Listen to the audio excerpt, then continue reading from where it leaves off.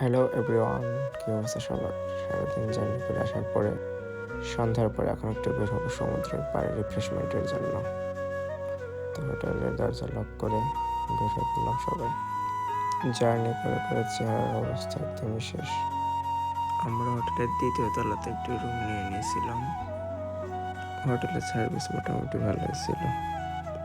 সামনেই main road, manager বসে আছে। রাস্তা ধরে একটু সামনে এগোলেই সি বিচ থেকে খুব কাছাকাছি হোটেল নিয়ে নিয়েছিলাম, যাতে পায়ে হেঁটে যখন মন চায় তখনই যেতে পারি। তো অবশেষে চলে এসেছি সমুদ্রের পাড়ে। রাতের সমুদ্র একটু বেশি ভয়ঙ্কর। আজ বৃহস্পতিবার, তো আজকে মানুষের চাপ একটু কমই আছে। কালকে শুক্র শনিবার মানুষ একটু বেশি হয়। তো আমরা কিন্তু গিটার নিয়ে এসেছিলাম। সমুদ্রের পাড়ে আসবেন আর যদি গিটার নিয়ে না আসেন, গান বাজনা যদি না করেন, তাহলে কি হয়? রাতের বেলা সমুদ্রে যেন আপনাকে আরও ডাকে, গভীরে ডাকে, এমন মনে হয়। বেশি ভিতরে যাওয়া যাবে না, মাথায় রাখতে হবে।